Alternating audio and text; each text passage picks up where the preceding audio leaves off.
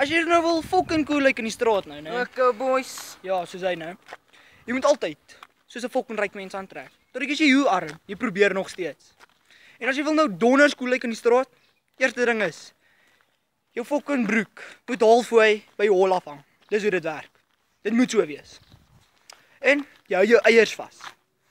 Maar as jou eiers groot is, dan double clutch hom. Jy hou hom lekker vas. Dis hoe dit werk. En dis die ding nou. Jy moet altyd cool loop. Tot ek daar niemand in die straat. Jy sal nooit weet wanneer 'n meisie vir jou kyk nie. Dis hoe dit werk. Soos JP so, sy eiers is nou poesgroot. Hy double clutch hom elke fucking manier wat jy kan ken.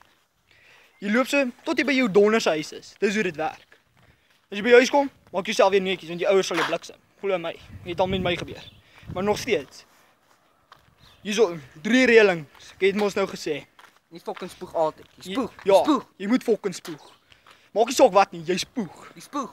As jy gwel is, fucking net spoeg. Fucking daai snot uit jou neus uit. Maak nie saak wat nie. Jy spoeg. Ja, jy sien. En daarso. Jou broek moet halfway by jou hol afhang. Dis nommer 1. Nommer 2, jy hou jou eiers vas. Jou ballas. Jou ballas Jy eiers. double cut met 2 hande, ek sê jou. As jou eiers groot is. Bouncy, jy Ja. moet bouncy, verstaan jy? Ja, verstaan jy. Dis hoe dit werk.